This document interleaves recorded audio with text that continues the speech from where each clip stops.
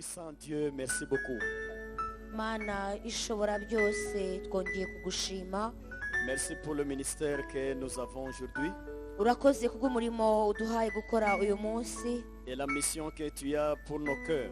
kandi urakoze kubw'ubutumwa ufitiye imitima yacu. Nous disons merci Seigneur Jésus-Christ. Turagushimye Mwami Yesu Kristo. Oui, Sauveur, merci beaucoup. Yego mucunguzi mwiza wakoze. Sois présent dans tout ce qui s'est passé. Ubane natwe muri buri kintu cyose kiba. Domine nos cœurs, Uzuganze imitima yacu. nos idées, nos pensées, Seigneur. Ibitekerezo byacu n'ibyiyumviro byacu biganze. Pendant notre séjour sur la terre, nous voulons voir Dieu agir en nous tous les jours. Kandi muri uru rugendo dufite aha ku isi Mwami turashaka kukubona ukora buri munsi. Tu es notre succès, Seigneur Jésus. Ni wowe guhirwa kwacu Mwami Tu wacu es notre Yesu. victoire, Jésus. Ni wowe butsinzi bwacu Yesu Tu es we. notre force, Jésus. Ni wowe mbaraga zacu Mwami Tu es Yesu. notre espoir. Ni wowe byiringiro byacu Notre Mwami espérance, Yesu. c'est toi, Ni wowe Jésus. twiringiye mu Mwami. Merci pour toi aujourd'hui. Urakoze kongera kutubera Imana. Au nom de Ni Jésus-Christ. mu izina rya Yesu Kristo dusenze. Amen. Amen.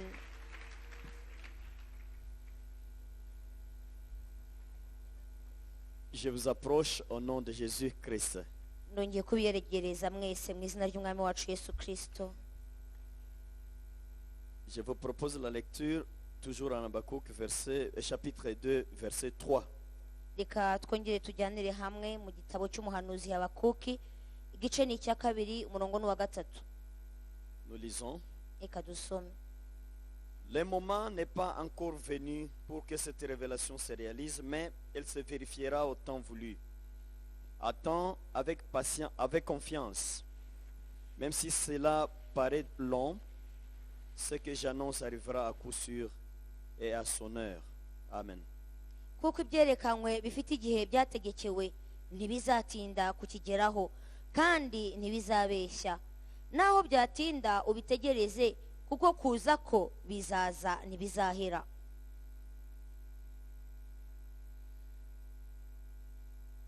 Hier, on a parlé de la salle d'attente. Ejo twavuze ku cyumba cyo gutegererezamo. Et j'ai montré que Dieu, je crois qu'il est l'initiateur de la salle d'attente. Hanyuma ngaragaza ko umwami Imana yacu ari we washyizeho icyo cyumba, watangije icyumba cyo gutegererezamo. Même si le diable des fois s'y ingère, mais Dieu, il est à la base. C'est lui qui commence ça, c'est lui qui propose ça à l'homme. Ariko nubwo Satani ajya aza akakivangamo cyangwa nawe akakijyamo, umwami niwe watangije uwo mugambi wo gushyiraho icyumba cyo gutegererezamo. Ici, nous voyons l'auteur parle du moment ou du temps. Il dit que le moment n'est pas encore venu. Umwanditsi aravuga ko hariho igihe ariko ko kitaragera. Et là, je vois la vision du temps selon Dieu et la vision du temps selon l'homme, c'est différent.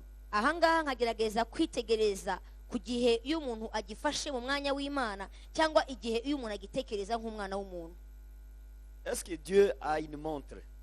Ese Imana yacu igendera ku isaha yacu? Je crois au ciel, il n'y a pas de montre. Nibwira yuko mu ijuru nta masaha abayo. Il n'y a pas de pendule. Ntabwo habaho amasaha amwe manini Il n'y umanika a pas ahantu. de nuit, il n'y a pas de jour au ciel. Nta joro nta n'amanywa biba mu ijuru. Donc pour Dieu, un jour, c'est comme 1000 ans. 1000 ans pour Dieu, c'est comme un jour. Pour lui, c'est la même chose. Imbere y'Imana umunsi umwe ni nk'iminsi igihumbi, kandi iminsi igihumbi ni nk'umunsi umwe imbere yayo, birasa. Là, 2 Pierre 3, verset 8 nous en parle.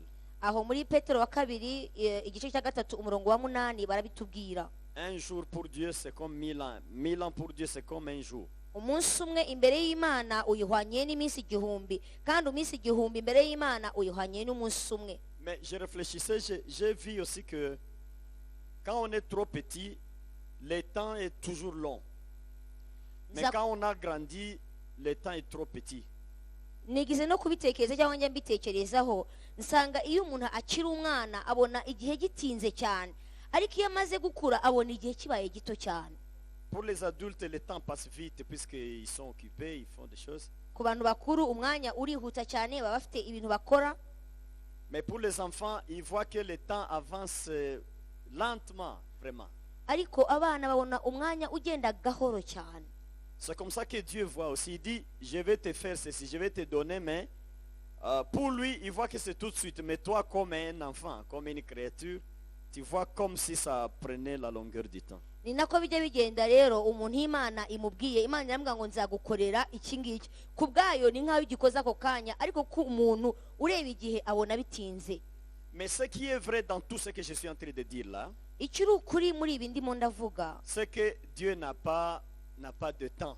nuko Imana idafite igihe, ntipima igihe. Le temps, c'est une notion des hommes. ntabwo igera igihe, kuko igihe ni ibintu umwana w'umuntu yishyiriyeho. C'est plutôt nous les hommes. À partir de nous, les gens parlent du temps dans la Bible. twebwe abantu tubayeho byatumye dushyiraho n'igihe muri Bibiliya. Pour lui, tout est normal, tout est comme ça. ku Mana byose bihora ari uwo mwanya. Il n'y a pas même de nuit, il n'y a pas de jour au ciel. La Nta vie est la même. Elle est nta ordinaire. joro nta manywa, ubuzima buhora ari uwo munsi. La vie est statique comme ça. Il n'y a pas de jour, il n'y a pas de nuit. bihagaze ahantu hamwe, nta manywa nta joro. Quand la Bible va parler de la nuit, le jour là, le soleil, Jésus, il flamboie comme du soleil, et ce qui chasse la nuit, ça c'est un langage du monde. iyo rero Bibiliya itubwira yuko Kristo ari nk'umuseke utambitse, cyangwa ko ari we zuba riza kuvanaho igicuku, ni ukubera umwana w'umuntu kugira ngo imvugo ye yakire. Cela veut dire que Dieu peut te parler aujourd'hui et demain il y répond. Pour lui, c'est pas ça le problème. bishatse kuvuga ngo Imana uyu munsi yakuvugisha, ejo igahita ikora ibyo yakubwiye, kuko ntabwo ari ikibazo kuri yo. Il peut faire ça. yabikora. Tout comme il peut te parler, ça prend beaucoup de temps avant la réalisation. nk'uko ishobora kukuvugisha, ariko bikazafata igihe kirekire kugira ngo bizasohore. Mais la longueur du temps maintenant, ça dépend de Dieu, ça dépend aussi de toi-même. hanyuma noneho icyo gihe twe tuvuga ko ari igihe kigerwa nawe, biterwa nawe. C'est ça que nous avons appelé hier la salle d'attente. aho rero niho twise icyumba cyo gutegererezamo. Tu n'es plus à l'extérieur, tu es déjà dedans, mais tu attends patiemment vraiment. ntukiri hanze, urimo kandi urategereza, kandi urategereza ukumva ni ibintu bitarangira. Et là, sachez que Dieu ne se repose pas quand tu es dans la salle d'attente, puisqu'il est en action, il est en train de travailler pour toi. ariko ujye wibuka yuko igihe cyose uri muri icyo cyumba, Imana ntabwo iba iruhukanye nawe, ntabwo iba itegerezanyije nawe ako kanya, ahubwo hari ibintu birimo gukorera nawe. Je crois que c'est un enseignement très important, nibwira yuko izi nyigisho ari inyigisho z'ingenzi cyane, puisque nous avons montré la première délivrance. On est délivré du péché, on est délivré, on ravit les bénédictions. Ça, c'est juste la première étape de la délivrance. kuko naberetse igice cya mbere cyangwa urwego rwa mbere rwo kubohoka, aho twe tubohoka hanyuma tukabohora imigisha yacu, tukazana iminyago yacu tukayizana. urwo ni urwego ruri hasi rwa mbere. Mais vous savez que beaucoup de gens, beaucoup de chrétiens se sont limités à ce niveau-là. ariko abakristo benshi bahagarariye aho ngaho, bafatiye aho. Et quand il a mis un point final à ça, yamara gushyiraho akadomo kuri ibyo ngibyo il agezeho, continue à servir le Seigneur tout en étant limité par les limites qu'il a mis lui-même. agakomeza gukorera Imana, ariko akaba azitiwe cyangwa ashyizeho urubariro yishyiriyeho we ubwe. Et pourtant, l'étape là, c'est la plus facile. kandi nyamara icyo gice yarangije gusa nicyo kinoroshye. C'est-à-dire, quand vous confessez que Christ est sauveur, comme Paul nous dit en Romains 10, iyo umaze kwatura yuko Kristo ari umucunguzi wawe, nk'uko Pawulo yabivuze mu Baroma igice cya 10, et de votre cœur, vous confessez, vous acceptez que Dieu a ressuscité Jésus de la mort, vous êtes sauvés. C'est ce que dit hanyuma la mu Bible. mutima wawe ukemezwa neza yuko Imana ariyo yazuye Kristo ikamuvana mu rupfu.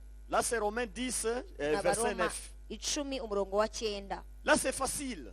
ni ibintu byoroshye. Vous confessez la mort, la résurrection de Jésus-Christ. uba wemeye, watuye urupfu no kuzuka kwa Kristo. Vous êtes convaincu dans le cœur que Jésus a ressuscité. wemeje umutima wawe, wemeye umutima wawe ko Kristo yazutse. Là, vous avez l'assurance du salut. Vous êtes sauvés. aho ngaho uba ushize amanga yuko uhawe agakiza. Maintenant, beaucoup de chrétiens se sont limités à ce niveau-là. ariko rero noneho abakristo benshi bahagarariye aho. Et ils ont fait la bataille du péché maintenant. ubu noneho batangira kurwanya icyaha muri bo, Ils font la bataille du péché. barwana n'icyaha. Et vous allez trouver la plupart de ces gens-là, en fait, ils ont gagné, puisqu'ils ne volent plus, par exemple. abo bantu kandi koko baba baratsinze, hari ikintu batsinze, ntibakiba, Ils ne forniquent plus. ntibagisambana. Il te dit non, ça j'ai laissé. arakubwira ngo ibyo narabiretse. Il fait un effort pour laisser ça. arihangana ibyo rwose akarwana nabyo akabireka. En fait, tous les péchés sous l'aspect extérieur, lui il a reçu, il ne fait plus ça. ibyaha byose bisa nkaho bigaragarira umuntu cyangwa bikorwa n'umuntu yarabiretse. Ça, c'est l'étape première. Icyo ni igice cya mbere, ni La urwego plus rwa mbere. importante, Icy'ingenzi c'est la plus importante ni nacyo aussi. cy'ingenzi, Et la plus facile. ariko ni nacyo cyoroha. Quand nous allons évangéliser dans les villages là où il n'y a pas de chrétiens, vous évangélisez et les gens vous suivent d'un coup, ils demandent le baptême et ils demandent. Ça c'est facile. Le même jour, Dieu les accepte dans son livre de vie. Iyo ugiye mu cyaro ahantu hatari amatorero menshi, hatari ivugabutumwa ryinshi, urabwiriza abantu bose bakakira agakiza, bakinjira muri urwo rwego. Et vraiment, il y a un changement qui se manifeste. Kandi hakagaragara yuko hari impinduka ibaye. Mais il y a le deuxième pas qui n'est pas connu. Ariko hari indi ntambwe ya kabiri itazwi. Et là, vous pouvez trouver même ici, vous êtes ici, mais vous ne saviez pas ça peut-être. Ushobora no gusanga nawe wicaye ahangaha ariko utari ubizi, birashoboka. Puisque je dois être conscient quand même que même nous, évangélistes, nous ignorons ces réalités-là.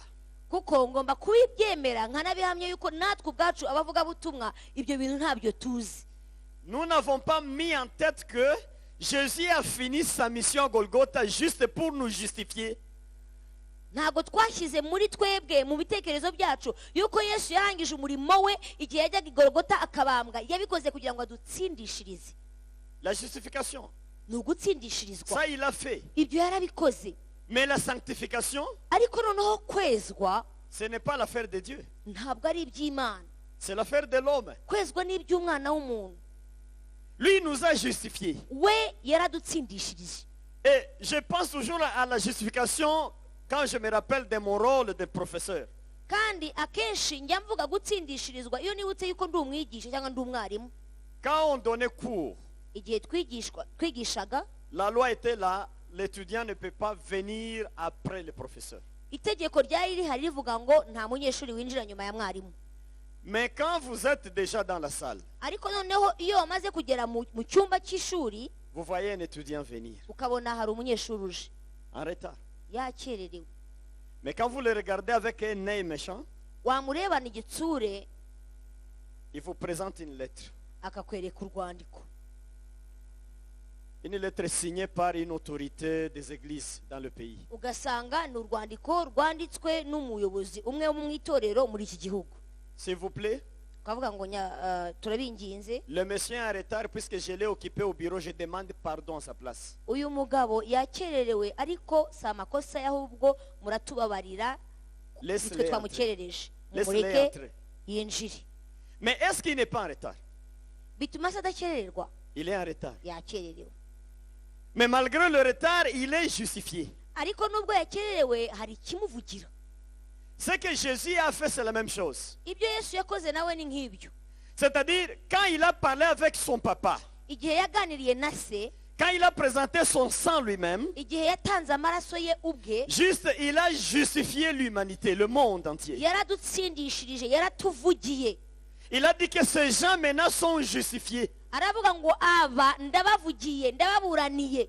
Nous sommes apparus juste devant Dieu et pourtant nous étions toujours sales devant la vue de Dieu. Twagaragaye nk'abantu bakiranutse imbere y'Imana, nyamara twari tukiri abantu banduye imbere y'Imana. Et Dieu a cessé de nous regarder dans la saleté humaine, mais il a vu, il nous a regardé à travers le sang de Jésus qui nous a justifiés. Umwami yaraturebye, Imana yaraturebye, ntiyongera kuturebana umwanda dusanga ngo ahubwo aratureba atubonamo isuku iri ku Mwami Yesu. C'est qu'à ce niveau, la justification, c'est le point initial. Ça nous donne juste l'entrée dans la porte, mais nous devons maintenant nous sanctifier, nous purifier au fur et à mesure que nous marchons dans la voie de Dieu. Bishaka kuvuga ngo gutsindishirizwa twahawe na Yesu niwo umuryango twinjiyemo kugira ngo tujye mu rundi rugendo, ariko kwiyeza no kwitunganya no kwiboneza nitwe tukwiye kubikora.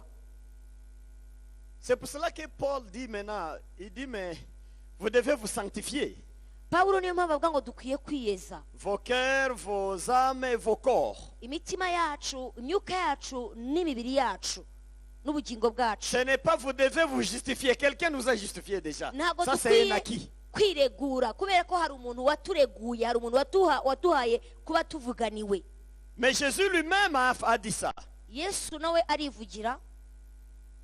Vous devez porter chacun sa sa croix. ngo ariko buri wese azaterura umusaraba we. Même si vous êtes époux, épouse, mais chacun doit porter sa croix. nubwo wowe uri umugabo akaba ari umugore mukaba mubana, ariko buri wese akwiriye guterura umusaraba we. Quel est l'essence de cette croix-là? bishatse kuvuga iki uwo Quelle est la musaraba? différence de cette croix que Jésus annonce de sa croix lui-même, la croix qu'il a portée? ese itandukaniro ry'umusaraba Yesu agusaba ngo wowe wikorere utandukaniye he na wa musaraba noneho Kristo yabambweho? Moi j'appelle ça la croix de Jésus, c'est la grande croix. Et la croix de l'homme, c'est la petite croix. C'est comme ça que je comprends ça. uko ngewe mbyisobanurira mvuga ko umusaraba wa Kristo ari umusaraba munini, hanyuma umusaraba wanjye ku giti cyanjye ukaba agasaraba gato. La grande croix, c'est pour la justification du monde entier. umusaraba munini ni uwo kuvuganira, ni uwo gutsindishiriza isi yose. La petite croix, c'est ton devoir toi-même. Et moi-même. agasaraba gato ni inshingano yawe nanjye. C'est qu'il y a ce qu'il a commencé, hari ibyo yatangije, il a inauguré par la croix. ibyo bintu abitangiza umusaraba. Toi, tu es appelé de continuer ce qu'il a commencé par la petite croix. ariko Tu continues wowe ça. uhamagariwe gukomeza ibyo Kristo yakoze ukoresheje agasaraba gato. Mais ce qui vous unit, vous deux, c'est qu'il a été sur la croix et toi, tu es sur la petite croix en train d'évoluer dans un processus. noneho ikiguhuza na Kristo ni uko we yabambwe ku musaraba munini, nawe ukaba warafashe umusaraba muto, ukaba urimo ugenda muri ya nzira ya Kristo. Ce que les gens ne savent pas. ibyo abantu ntabwo babimenya. Et ils disent non, c'est fini, il a tout fini à Golgotha, il a tout fini. abantu bakavuga ngo byose yarabirangije, byose byarangiriye hariya i Golgotha. J'ai encore enseigné ça un jour ici, j'ai dit, il nous a ouvert la porte pour que nous puissions marcher comme des adultes, comme des gens capables. nigeze kubivuga ahangaha nabasobanuriye yuko icyo yadukoreye, yadukinguriye umuryango kugira ngo natwe tugende dukore nk'abantu bakuru bashoboye kugira ikintu bakora. Donc la croix que nous devons porter, nous, umusaraba dukwiye kwikorera rero chacun de nous, buri wese muri twe, c'est la croix de toi-même. ni umusaraba wawe ku giti cyawe.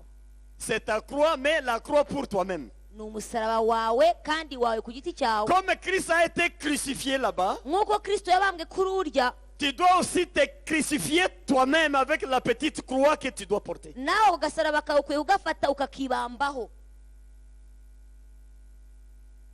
La démarche, c'est la deuxième, hein? urugendo ufata rero ni intambwe ya kabiri, Mais elle est compliquée. ariko ni intambwe igoye. Hier, j'appelais ça se prendre, se réussir, se gagner. ejo nabyise ko ari ukwinesha, ni ukwifata bunyago ukinesha wowe ku giti cyawe. C'est ta nature, ni ugutsinda kamere yawe, c'est ta culture, ni ugutsinda imico c'est ta y'iwanyu, tradition. ni ugutsinda imigenzo y'iwanyu. C'est difficile. ni ibintu bigoye. Que Dieu soit loué. imana ishimwe cyane. Cette deuxième démarche est difficile et complexe. iyi ntambwe ya kabiri iragoye kandi ifite byinshi birimo bihabanye. Nous allons lire la parole de Dieu reka dans Galates. dusome mu ijambo ry'Imana mu gitabo cy'Abagalatiya, Galates 5, Abagalatiya 5, et nous regardons le verset 19. turasoma umurongo wa 19. Regardez comment ta croix doit combattre. reba noneho ibyo umusaraba wawe ukwiye kuba urwanya.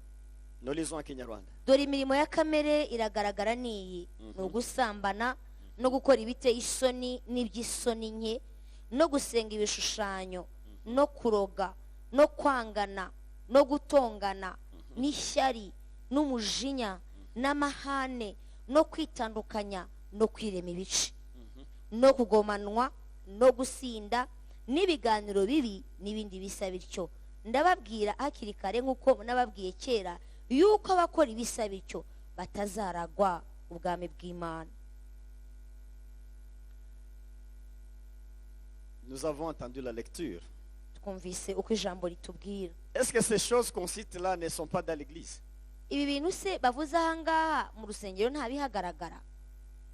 La réponse c'est positive, ça y est dans l'église. birahari.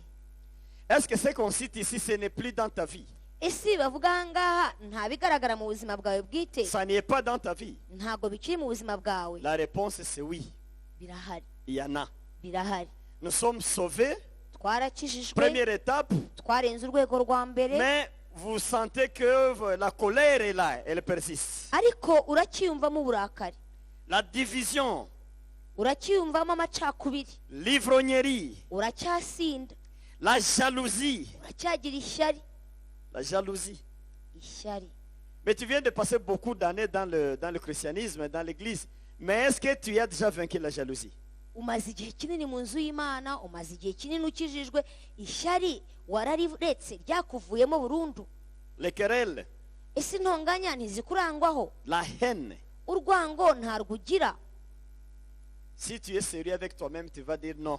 Certaines choses de ce qu'on dit là, j'en ai encore malgré mon temps dans l'église. Niba uri umunyakuri, hari ahantu wisanga ahangaha, urongera wibwireyo ku giti cyawe uti nubwo ntinza hari ibyo ngifite. Ceux qui pratiquent ces choses n'ont pas de place dans le royaume de Dieu. La Bible dit ça. Ngo abakora ibisa bityo nta mwanya bafite mu bwami bw'Imana. D'où viennent ces choses, les péchés là qu'on cite là? Ese ibi biva hehe ibi byaha tuvuze? Ça vient de ta Bivuye hehe? Hari généalogie. bivuye aho ukomoka. Il y a des gens, lui, la fornication, il n'a pas ça. Mais vous allez voir, même les anciens de sa famille n'étaient pas dans cette sorte de vie. Hari umuntu mu bantu ushobora gusanga nta by'ubusambanyi agira, ariko ugasanga n'ubundi naho akomoka nta busambanyi bwahabaga. Vous trouvez quelqu'un, il n'a pas la colère en lui, mais vous trouvez que même ses anciens n'étaient pas coléreux pendant leur vie. Ugasanga umuntu ntagira uburakari, wabareba wanabaza ugasanga naho akomoka ubwo burakari nta bwahabaga. Vous sentez quelqu'un d'autre, vous le trouvez, il a la haine qui exagère. Ugasanga undi afite urwango rukabije muri we. Quand vous deux, ça ne va pas, c'est pour toute la vie. Donc lui, il a la haine, la vraie haine dans sa Uwo vie. muntu iyo muramutse mushwanye arakwanga urunuka ntimwongera kuvugana arinda apfa. Mais vous avez fait des enquêtes, vous trouvez que sa famille c'est comme ça. Hanyuma wabaririza ugasanga aho akomoka byari uko. Vous pouvez être amis une année, mais la deuxième année c'est la haine, et jusqu'à la venue du Christ, c'est la même haine. Mushobora kuzura mukaba inshuti umwaka umwe, ariko umunsi mushwanye Kristo akazarinda agaruka. Et il y a des gens, j'ai entendu quelqu'un qui dit, même au ciel, si je te rencontre là, on va se battre même là, avec toi. Hari abantu nigize kumva bavuga ngo no mu ijuru duhurirayo tuzarwana. Donc, il y a des gens comme ça. Hari abantu bateye gutyo, Mais ces gens sont des chrétiens. kandi nyamara abo bantu ni abakristo. En fait, ma leçon, ce n'est pas une critique, mais je vous amène à la délivrance. Ibyo ndi kubigisha ntabwo ari ukubanenga, ahubwo ndabasunikira cyangwa ndabajyana mu kubohoka nyako. Puisque moi-même, je suis victime de ces choses. Kuko nanjye ibi bimbaho, Ma famille est victime de ces choses. umuryango wanjye nawe bikawubaho. Je ne suis pas ici pour critiquer, non. Ntabwo ndi hano rero kugira ngo nenge, Mais vous amener à la délivrance. ahubwo no kugira ngo tujye mu kubohoka. Vous amener au point de prier et Dieu répond puisque vous n'avez pas beaucoup de problèmes. Ni ukugira ngo dusenge, nidusenga Imana idusubize kuko ibibazo tuzaba twamaze kubigabanya. Maintenant, regardez un peu la liste de péchés Noneho reba uru rutonde rw'ibyaha bivuzwa ahangaha, que chacun de nous n'a pas échappé ici. ugasanga buri muntu wese ahangaha hari icyamukozeho kimwe. Vous parlez en langue, Ukavuga mu ndimi mais la colère persiste. ariko umujinya iyo uje, Vous donnez la dîme et l'offrande, utanga icyacu ugatanga n'amaturo, mais les rivalités. ariko ujya mu macakubiri, Les rivalités. uhora mu macakubiri. Partout où tu es, tu divises les gens. Aho uri abantu urabatanya, Tu bigomba aimes kubaho. des petits groupes là. Ukunda udutsinda duto Tu vois tw'abantu. des personnes qui s'attendent, tu dois les diviser. Iyo ubonye abantu babiri bavuga rumwe uriyaranje ukabatanya. Mais les dîmes, chaque fin du mois, tu es fidèle dans les dîmes. Tu n'as Nyamara pas de utanga problème. icyacumi nta nubwo ugitanga hataranagera.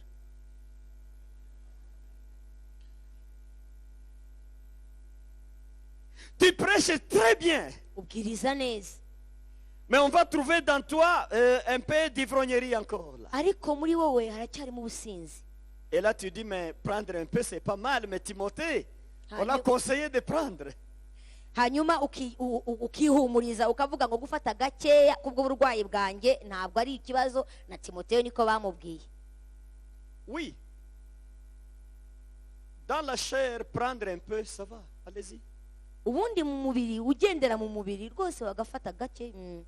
Mais si tu vas monter en deuxième année de la foi, ariko niba ushaka kugera mu rwego rwa kabiri rwo en kwizera, troisième année de la ushaka foi, kugera mu rwego rwa gatatu rwo kwizera, tu verras comment Dieu est. uzabibona ukuntu imana Et il ne peut itabikunda. pas te permettre. Ntabwo imana izakwemera kurenga urwego. Mais en première, il te laisse prendre. Mu mwaka wa mbere, mu rwego rwa mbere arakureka. Tu vas te trouver opérer des miracles parmi les gens. Uzasanga ukora ibitangaza mu bantu, Des miracles. ibitangaza bibe, Mais tu es très orgueilleux. ariko uri umwibone. Et cet orgueil, ce n'est pas fruit d'autre chose, c'est fruit de ta chair, fruit de tes ancêtres. Kandi ubwo bwibone ntabwo ari imbuto iva ahandi hantu, ni imbuto y'umubiri wawe, ni imbuto y'aho ukomoka. Donc dans toi, il y a un dépôt.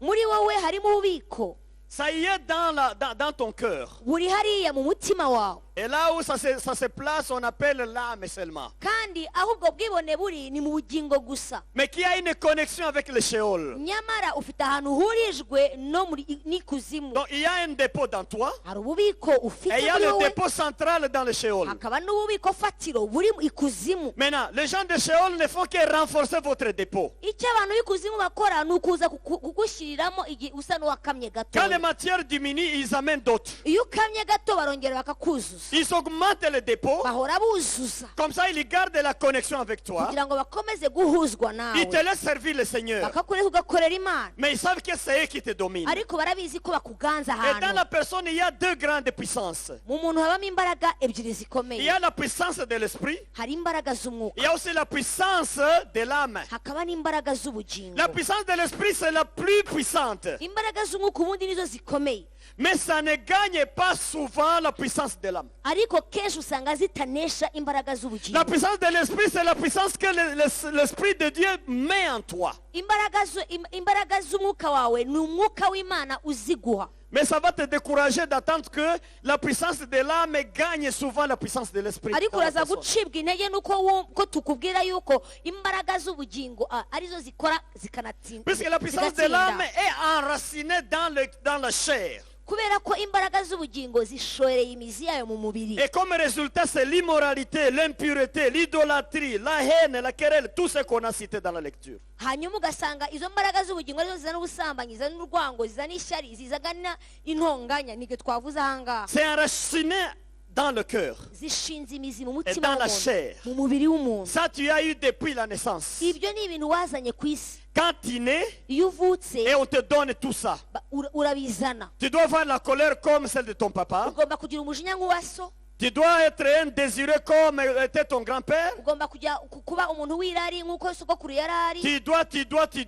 Hari ibintu ugomba kuba ufite byabo. Mais quand tu es encore trop petit, ça ne se manifeste pas. Iyo ukiri umwana ntabwo bibasha kugaragara, Mais au fur et à mesure que tu grandis, ariko gukura ça commence à réclamer. bigenda bisaba, Et les gens te découvrent. abantu bakagenda Mais ce baguhishurirwa. monsieur, je ne le pensais pas, je ne le croyais pas comme ça. Nibwo usanga uvuga ngo uyu muntu sinatekerezaga ko yamera gutya. Et en même temps, les ancêtres ne font qu'approvisionner les dépôts. Kandi Approvisionner les icyo dépôts. gihe abasogokuruza icyo baba bakora ni ukongera kuzuza bwa bubiko Approvisionner bwabo, les dépôts. bakongera bakuzuza. Quand tu es à ce niveau-là, Iyo uri muri urwo rwego, Dieu te répond juste pour la formalité. Imana igusubiza kuko ari Imana ishobora igukorera ibyo nyine, Formalité. ikora ibyo. Mais la vraie réponse de l'amour de Dieu, tu ne peux pas en avoir à ce niveau-là. Ariko igisubizo cy'ukuri cy'urukundo rw'Imana ntabwo kikugeraho, Puisque tu es dominé par la chair. kubera ko umubiri wawe uracyagutsinda. Et le diable a encore une main dans toi. Satani aba akigufiteho imbaraga, Tu es un dépôt. uri ububiko. Mais où se trouve ton esprit à ce moment-là? Hanyuma iyo bimeze bityo umwuka wawe aba ari hehe? C'est ça que je vais enseigner demain. Ibyo tuzabirebera Mais je ejo. suis dans l'âme aujourd'hui avec les relations des Uyu ancêtres. munsi ndi mu bugingo, ndavuga aho buhuriye n'abasogokuruza. Mais en bref, l'esprit cherchera à gagner l'âme, mais l'âme gagne l'esprit. Voilà. Umwuka azagerageza gutsinda no kuganza ku bugingo, ariko ubugingo akenshi buzanisha umwuka. Maintenant, la méthode de Dieu à ce niveau, c'est quoi? Imana rero ibigenza gute iyo bimeze gutya? Dieu maintenant va essayer de t'amener, c'est sa méthode, t'amener à te battre, à porter ta croix pour régner à toi-même. Imana ahangaha rero niho izaza ikagufasha ikagusunika kugira ngo ubashe kurwana wiyange. Il va t'aider à te purifier par la parole, par la prière. Il va t'aider à te fortifier dans l'être intérieur. C'est ça la démarche de Dieu. imana izakwigisha kwitunganya no kwiboneza ikoresheje ijambo ndetse izanagukomeza izaguha imbaraga kugira ngo ubashe kwavaho. Et à ce moment-là, maintenant, la réponse de Dieu doit tarder. icyo gihe iyo bimeze bityo hari iyo ntambara igisubizo cy'imana kiratinda Puisqu'il est en action. kubera ko imana irimo iraguhindura. Il fait toutes les démarches. imana ikora ibisabwa Il fait byose toutes les démarches. ikora ibisabwa byose. Ça ne va pas encore. aha ikavuga ngo Il attend ntibiramera. encore 6 mois. aracyategereje Il attend amezi encore atandatu, une année. agategereza umwaka Toujours dans la démarche. ari muri ibyo Il ngibyo lutte, il travaille. akarwana Pour voir s'il agakoreshwa va t'amener kugira ngo irebe ko au niveau de yakugeza supprimer le toi-même. kuri rwa rwego witsinda Ta nature qui te lie au démon. kamere yawe ikavaho iyo ngiyo iguhuza Il n'abadayimoni. essaie de tout faire. imana ikora ibishoboka byose. À un moment, s'il voit les années passer sans que tu changes, hari n'igihe igera ibona imyaka ibaye myinshi kandi nta mpinduka, il peut te donner cette réponse, mais sous une forme de... Il est en colère aussi. Il dit, prends maintenant. iguha igisubizo cya kindi cy'ejo cyafatwa, Mais il ne t'a pas répondu avec bon cœur. ariko ntabwo iba iguhanye umutima ukunze, Puisque tu n'as pas fini la leçon. kubera yuko isomo ryawe wayitindije Tu n'as pas mirarambye. fini la cure qui te donne. ntabwo imiti yaguhaye Tu n'as pas wayirangije, agi pour guérir. nta kintu wakoze kugira ngo nawe ukire, Il te laisse comme ça. ikakurekeraho. Mais dans ce monde, il y a des gens qui réussissent. hari abantu ariko babishobora, Il y a des gens qui réussissent. hari abantu babishobora. Lui, il continue à lutter jusqu'à ce que le Seigneur le délivre et il donne tout ce qu'il a promis. Il y a des gens comme ça. hari abantu bakomeza bagatitiriza bakabigumamo bakigishwa bagatozwa bakabitsinda, imana noneho ikabaha ibyo yabasezeranyije. Alléluia. haleluya. Mais le danger du dépôt des ancêtres, c'est quoi? ikibazo rero cyangwa akaga gaterwa n'ububiko bw'abasogokuruza, Malgré la religion ou la vie spirituelle que tu as, nubwo hari idini urimo, nubwo hari ubuzima bw'umwuka urimo ubamo, tu auras tendance à recourir à la force de ton âme. hari igihe uzashakisha cyangwa igihe cyose uzashakisha gushaka imbaraga zawe uzivanye mu bugingo. Donc, pour faire chaque chose, kugira ngo ugire ikintu ukora, tu feras toujours recours à ton âme et non à l'esprit. witabaza ubugingo bwawe kurusha uko witabaza umwuka. Ça, c'est le premier danger, le premier problème. ako niko kaga ka mbere cyangwa niko kibazo cya mbere kibaho.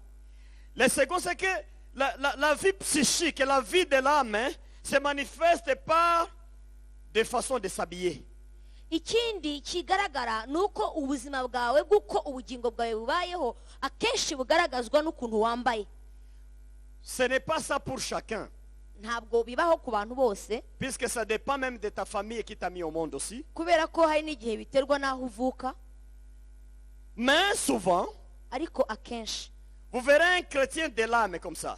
uzasanga umukristo uriho ariko abeshejweho n'ubugingo gusa, Tout son temps, il réfléchit comment il va s'habiller. igihe cyose akimara mu kwibaza uko azambara. Comment il va s'habiller bien zambara neza gute pour impressionner. kugira ngo abantu bambone. Quel habit nouveauté à Kigali, par ese exemple? umwenda wa mbere muri Kigali ni uwuhe?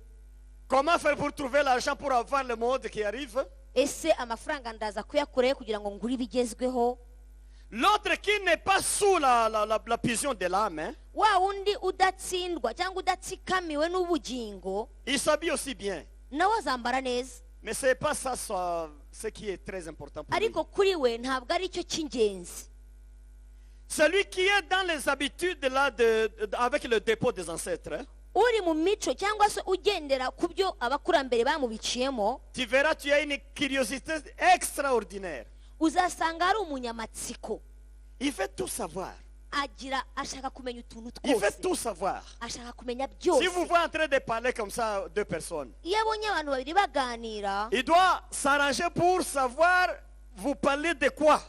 akora uko ashoboye akamenya ibyo mwaganiriye. Et même s'il n'a pas eu l'information, il crée lui-même. Il s'imagine, non, comme c'est un homme et une femme, donc. iyo atabonye amakuru mazima agerageza noneho kuyahimba, akavuga ati ubwo ari umugabo n'umugore baganiraga, buriya ibyo baganiraga ni ibi. Donc il a une curiosité extrême dans sa vie. agira amatsiko akabije, Il ne veut pas que les choses passent à côté de lui sans être informé. ntabwo ashaka ko ibintu bimucaho bimutambukaho. Là, ce sont les dangers ou les résultats. ibyo rero ni ibizanwa na ka kaga k'ububiko. C'est quelqu'un qui parle trop. ni umuntu uvuga. Vous allez trouver, les gens qui étudient la Bible disent que presque tout le monde partage ces défauts-là, si on est dans l'âme, au lieu d'être dans l'esprit. abiga bibiliya cyangwa abantu benshi biga bibiliya bahurije kuri iki ngiki kuvuga ngo abantu nk'abo ngabo usanga akenshi bagiye bafite uduco bagiye bahuriyeho abangabo batsikamiwe n'ubugingo.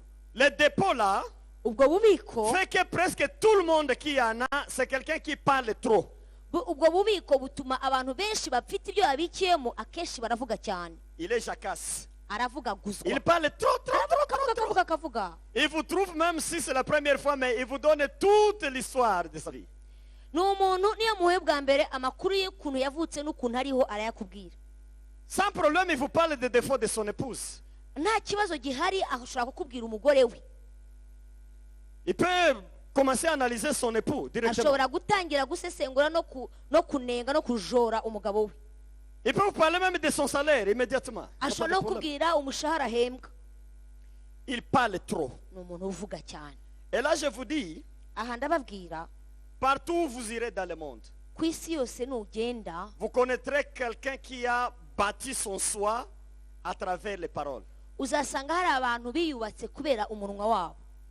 Que ce soit en Suède, Yaba muri Swede, que ce soit en Norvège, yaba muri Norvège, en Europe, en France, yaba en i Burayi mu bihugu Belgique, by'Ubufaransa n'Ububiligi, que ce soit aux États-Unis, yaba muri Amerika, Burundi, Rwanda, yaba i Burundi cyangwa mu Rwanda. quelqu'un qui a franchi le deuxième niveau, Umuntu wageze ku rwego rwa kabiri il n'est pas le patron. ntabwo ari umuntu upfa kuvuga. Ça, vous allez trouver partout dans le monde. Uzabisanga ku isi yose umuntu wageze mu rwego rwa kabiri ntapfa Qu'il soit kuvuga. blanc ou noir. Yaba uwera cyangwa uwirabura. S'il a déjà été en deuxième année Niba amaze gukandagira mu mwaka et wa il a kabiri cassé le dépôt, hakaba hari ububiko yasenye, souvent les paroles diminuent. akenshi amagambo ye Ouais, arayabara. il vous écoute trop, Ukabona arakumva cyane mais il parle peu. ariko ugasanga ntavuga cyane. Dans le débat, il ne veut pas dire n'importe quoi. Iyo abantu barimo baburana ntabwo apfa kuvuga. Et il calcule ses actes aussi. N'ibyo agiye gukora abanza kubitekerezaho. Mais l'inverse, ce n'est pas vrai. Ariko noneho ibihabanye n'ibyo biba atari byo. Vous allez trouver maintenant les gens avec le dépôt, ils sont plus sentimentaux. Abantu bafite bwa bubiko rero bakorera mu marangamutima. Ils sont hypersensibles. Ni abantu bakorwaho n'ubusa. Ils sont dérangés par les personnes, Ni abantu babuzwa amahoro n'abantu. par les affaires. Ni abantu babuzwa amahoro n'ibintu byabaye. Donc lui, il peut être content tout de suite. Il rit, il anime, il parle, il dialogue, il blague avec les gens. Ni umuntu muri aka kanya mushobora guseka mugatwenga mukagira ibintu byinshi cyane by'ibinezaneza. Mais s'il voit quelqu'un qui passe Ariko akabona akana karatambutse avec un bon soulier, aseka neza. et il pense qu'il n'a pas l'argent pour payer ce soulier-là. Yambaye afite urukweto rwiza. Comme il est hypersensible, Kubera ko akorwaho n'ibintu kandi akaba adafite amafaranga yo kugura ziriya nkweto, d'un coup il change. agafunga isura. Vous parlez avec lui, mais ne me gênez pas. Mwasekaga wamukoma ati mvaho. Mais tout de suite on parlait bien. Qu'est-ce qu'il None se arrive avec gutwara ce monsieur? amahoro mu kanya Non, il est hypersensible. ni umuntu Donc, uhindagurika mu kanya gato. il est emporté par le vent comme ça. Ajyanwa n'imiyaga yose. Il est emporté Ajyanwa n'imiyaga yose. à cause du dépôt qu'il porte dans Kubera son cœur. ububiko buri muri we. Quelqu'un avec le dépôt, il a confiance de sa spiritualité. C'est dangereux ça. Umuntu ufite ubwo bubiko arizera mu mwuka. Il a confiance de sa spiritualité. Arizera mu mwuka. Ariyumva. J'ai prêché beaucoup ça dans la première partie de mon enseignement. Inyigisho yanjye ya mbere nabivuzeho Surtout pour nous serviteurs, nous cyane pasteurs. cyane abakozi b'Imana bashumba. Chaque fois que tu trouves que tu es maintenant au top, hein, Igihe cyose wumva wageze iyo ujya, tu es néant. uri habi gusa. Tu es zéro. Uri ubusa. La vie spirituelle, en fait, c'est un voyage. Ubuzima bwo mu mwuka ni urugendo. On monte toujours. Uhora On uzamuka. monte toujours. Uhora uzamuka. Il y a des fois quelqu'un qui est plus haut vient devant toi. Hari igihe umuntu usa naho ari hejuru cyane akwegera Et il fait un ministère. akabwiriza. Ne commencez pas à dire non, ça ne peut pas être un ministère. Non, toi tu es limité. Laisse Dieu faire avec d'autres personnes. Ntabwo ushobora gutangira kuvuga ngo yangu ibi ngibi ngo ndabona bitaha mu murimo w'Imana. Oya, wowe ufite ahantu ugarukira, mureke akora ibyo agomba gukora. Mais celui qui a le dépôt, il pense que lui, il a atteint le plafond. Ariko ufite ububiko muri we ajya atekereza ko yageze ku gasongero. Lui pense qu'il a atteint le plafond, atekereza ko yageze hejuru les cyane, sommets. yageze ku gasongero. Ils sont bavards, j'ai déjà dit ça. Ni inkubaganyi, Bavards. baravuga. Mais vous savez que la blague, ce n'est pas quelque chose de la Bible. Ese muzi ko gutebya Ça vient des comportements des ancêtres. gutebya ntabwo ari ibintu bya Trop Bibiliya. blaguer, c'est pas bien. Gutebya cyane, gusetsa Puisque cyane, Proverbe 10, 19 dit ça, beaucoup de mots créent le péché. kubera ko mu migani barabivuga 19:10 ngo amagambo menshi arema icyaha. Donc là où il y a trop de paroles, le péché ne manque pas là-bas. Ahantu hari amagambo menshi, icyaha kukirinda ntibyoroshye. Celui-là qui a le dépôt, il est victime à la convoitise. Umuntu ufite ububiko muri we arararikira Ses yeux, amaso ye, les yeux lui donnent. amaso aramwereka. Celui qui a un esprit, il n'a pas le problème des yeux. Mais celui qui est dans le dépôt, il a le problème, c'est les yeux qui lui donnent. Umuntu uri mu mwuka amaso ye ntabwo amukururira ibintu ibyo ari byo byose, ariko umuntu ukorana n'ubugingo amaso yamwereka ubuntu bwose butambutse. Ça, c'est un combat difficile. Kandi ni intambara itoroshye. J'ai toujours prêché ça partout où je passe. Nkunda kubivuga cyane ahantu nciye hose. Nous les hommes, nous sommes attaqués comme ça avec nos yeux. Abagabo dukunda guterwa cyane n'ayo maso, Les yeux, amaso, les belles fesses, le quoi. kureba ikimero cyiza Tu ukakireba, passes, mais tu as umuntu tendance akareba toujours à ariko ugashaka guhindukira voir qu'est-ce qu'il y a ushaka là. kureba icyo yikoreye hari. Bon, on est chrétien, Uri umukristo, on se rassasie par les yeux, mais on ne fait pas l'acte, mais on a vu quand même. amaso ukayarebesha rwose akareba cyane ugasanga nyine wararikiye. Et ça peut te montrer même là où tu es, si tu as encore le dépôt à partir de ça. Niba nawe ukimeze nk'uko nguko nawe wahishyira urwego wishyiramo niba bikimeze uko nguko. C'est seulement une preuve que tu es en première année. Ce n'est pas honteux, c'est normal. Ni ikimenyetso kigaragariza ko ukiri ku rwego rwa mbere, kandi ntibigutera isoni kuko ni ibintu biba ku bantu Il bose. faut comprendre Ugomba no kubyumva, pour quitter, évoluer. ugomba no gusobanukirwa ibyo bintu kugira ngo noneho ubashe kuzamuka ujye ku rundi rwego. Les yeux donnent. Amaso aragukururira, Les yeux donnent. amaso akagukururira. Je ne suis pas femme pour savoir si les femmes aussi attirent par leurs yeux comme ça. Ntabwo ndi Je umugore sais pas. kugira ngo menye niba n'abagore amaso abarebesha bakareba, Je pourrais zérer la question un jour. peut-être ariko aux numva femmes. nabibaza.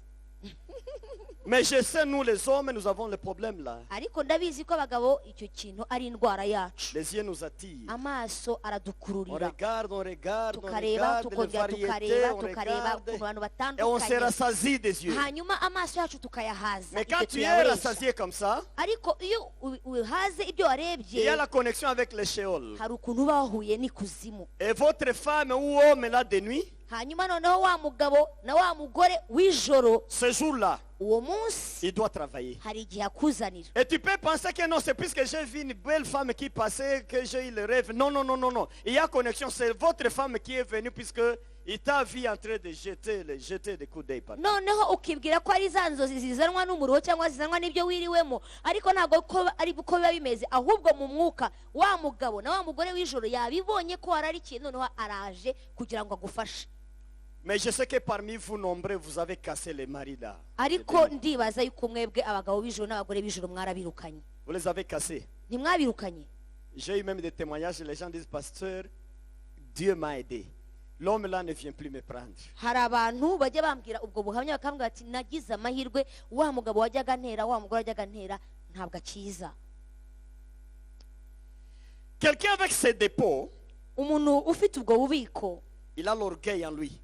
aribona, arirata, C'est quelqu'un qui a l'orgueil. aba ari umwirasi. Tout ce qu'il fait là, vous sentez qu'il y a l'orgueil dedans, l'orgueil dedans, l'orgueil dedans. Ibintu byose akora birimo ubwirasi. Et si tu as monté le niveau, Iyo wamaze kugera ku rundi rwego, si tu le regardes, iyo umwitegereje ça te tique. Hein? wumva hari ahantu bigukoze. Comment quelqu'un est encore comme ça? Uribaza utari ko umuntu birashoboka, Très ashobora kuba orgueilleux. kimeze gutya, akibona Très gutya, orgueilleux. aribona gutya. Ces gens-là, ils sont égoïstes. Abantu nk'abo barikunda cyane. C'est-à-dire, partout les gens sont, il veut être cité lui-même. Ahantu abantu bahuriye ku kintu yumva ari we wavugwa. Et si dans l'assemblée comme ça, on n'a pas cité son nom, il se fâche à la sortie, il ne veut pas saluer quelqu'un. Niyo batanze urugero bakavuga izina ritari irye, ararakara ntasuhuza abantu. Puisque il veut être cité. Kuko arashaka kubonwa, arashaka kumenyekana. Il veut être cité. arashaka Il wambonye, veut être vu par les gens. arashaka kuvuga wambonye. Et s'il est délaissé, il se fâche. Iyo umuntu atamwitayeho, iyo umuntu atamuhaye umwanya C'est un ararakara, conflit qui entre directement. hakavuka inzangano cyangwa se amakimbirane. Il aime le succès immédiat. Akunda yuko uwo mwanya aba ari we uri icyamamare. Et là, faites attention. Aho mubyitondere La cyane. pauvreté dans l'église, Ubukene bwo mu itorero ça peut être dû à certains facteurs comme hari igihe buterwa n'ibintu bisa nk'ibi ngibi. Donc, le chrétien qui a le dépôt du diable, Umukristo muri we ufite ububiko bwa Satani il aime trop les miracles. ni umuntu ukunda ibitangaza. Suivez-moi bien. Unkurikire. Il aime trop les miracles. Akunda ibitangaza Il cyane, aime trop la prophétie. akunda ubuhanuzi cyane, Puisque lui, il veut voir ce qui est clair. kuko we akunda kubona ibintu n'amaso. Il veut voir les choses vite. Arashaka kubona ibintu mu buryo bwihuse. Alors, il le cherche à tout prix. Rero abishakishisha inzira zose. S'il commence un projet, Iyo atangiye umushinga le premier mois, ukwezi kwa il mbere n'a pas de profit, akabona nta nyungu, il va chercher le pasteur. ajya gushaka Parce umushumba. que c'est comme si Dieu n'aime pas ces projets-là, puisque ça fait un mois, mais ça n'a pas donné. Araza akabwira umushumba atari kubanza Imana itabirimo, rero ibi bintu ndabona mbimazemo ukwezi kandi ndabona nta nyungu, Je vais laisser pour commencer notre projet. ngiye kubireka ntangire ibindi. Il commence un autre. Agatangira ibindi. 2 mois après, il dit non, ce n'est pas le Seigneur. Nyuma y'amezi abiri ati Imana ntabwo yari yabivuze. Il laisse d'abord le projet, il va chercher les hommes qui prophétisent. Akareka wa mushinga akajya gushaka abamuhanurira. Dis-moi, pardon, dis-moi, monsieur, est-ce que c'est Dieu? J'ai un projet comme ça. Dis-moi si c'est Dieu qui accepte ou Dieu n'accepte pas ça. Akajyana umushinga imbere y'umuntu akamubwira ati dore umushinga mfite, noneho mbwira nawe urabona Imana ibyemera cyangwa Imana ntibyemera. Si vous dites que Dieu accepte, Wamubwira ko Imana ibyemera, lui, dans son cœur, il dit non. akibwira ati hoya, Celui-ci ne voit pas bien. uyu nguyu ntabona neza. Il va chercher un autre. Akajya gushaka undi umubwira. Celui qui lui dira non, c'est pas la volonté du Seigneur. Noneho uwamubwira ngo si ubushake bw'Imana, Pasteur, agahita avuga que Dieu mushumba, soit loué. Imana ishimwe. Moi-même, j'ai pensé à ça. Nanjye nari narabibonye. Je viens d'essayer 2 mois, ça n'allait pas. Uzi ko n'ubundi nabigerageje, Il prend le 3e projet. nabigerageje amezi abiri biranga, agafata undi mushinga wa gatatu. Mais laisse-moi vous dire, Reka mbabwire, laisse-moi vous dire, reka mbabwire, quand vous êtes en 2e année, iyo uri mu mwaka wa kabiri, n'importe quel projet que vous touchez, umushinga uwo ari wo wose ushyizemo imbaraga là zawe, où vous mettez le pied étant en 2e, ni nka kwa kundi aho ushyize ibirenge byawe iyo wageze mu mwaka wa kabiri haba hawe. Dieu vous donne. Imana irahaguha. Passez le temps aux hommes de Dieu, dites-moi si commencer ça ici, ça va, ça ne va pas. Tu es en première, voilà. Niba ukifata n'umwanya wawe mwinshi waratangiye n'ibintu ugatangira kubaza niba Imana ishaka ko ubikora kandi unabirimo, uri mu wa mbere, Le succès immédiat. kuko urashaka ibintu byihuse, Tu n'as pas la patience. ntabwo ufite kwihangana muri C'est wowe. pourquoi Dieu te repose dans la salle d'attente Niyo mpamvu Imana ijya gutinza mu cyumba cyo gutegereza pour enlever le sentiment là kugira ngo igukamuremo et y amarangamutima, installer la patience. hanyuma ishyiremo kwihangana. Tu vas commencer un projet, Uzatangira ça umushinga, te décourage le premier mois. ucike intege ukwezi kwa Tu mbere, insistes. wongere Tu ukomeze, pries. Tu usenge, insistes. wongere ukomeze, Deuxième mois. ukwezi kwa kabiri, Troisième mois. ukwezi kwa gatatu, Un jour, le projet monte. hanyuma ikindi gihe ukabona umushinga urazamutse. Puisque Haleluya. tu as eu le fruit de la patience. Kubera ko muri wowe wagize imbuto yo kwihangana.